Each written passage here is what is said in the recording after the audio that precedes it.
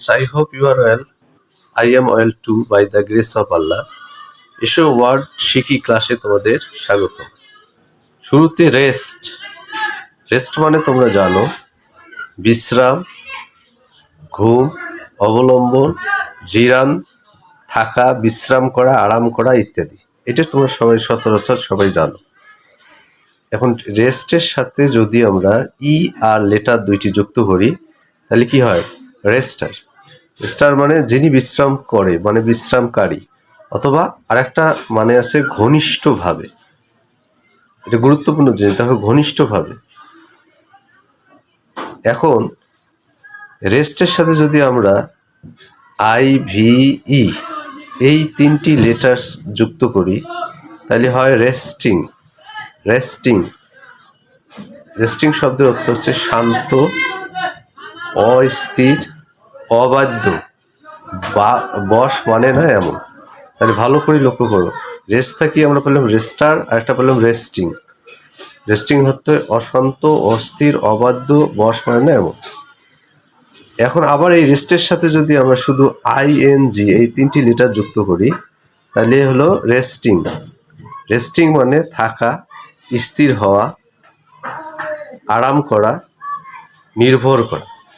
গুরুত্বপূর্ণটা হচ্ছে নির্ভর করা বা আরাম করা।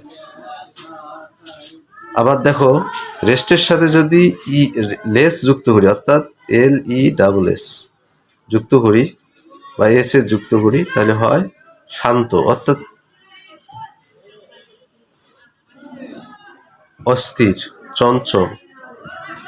অশান্ত, অস্থির, চঞ্চল, উতলা, উড়ু ভাব, মানে যাক কথা অবাধ্য, মানে যেটা বাধ্য থাকে না। এখন এই রেস্টিভ আর রেস্টলেস সমার্থক শব্দ।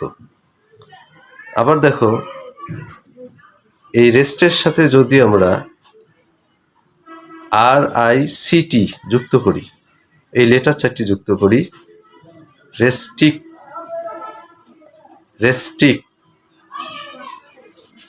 ভালো করে দেখো, রেস্ট্রিক মানে হলো সীমাবদ্ধ করা, সীমিত করা, বাধা নিষেধ আরোপ করা, মানে কোনো জিনিস সীমাবদ্ধতে থাকা, এটাকে বলা হয় রেস্ট্রিক্ট। অনেক সময় রেস্ট্রিকশন বলা হয়, এর নাউন সেটা, মানে সীমাবদ্ধ। তাহলে আজকে আমরা মোটামুটি 6টি লেটার শিখলাম এবং এর মিনিংগুলো শিখলাম।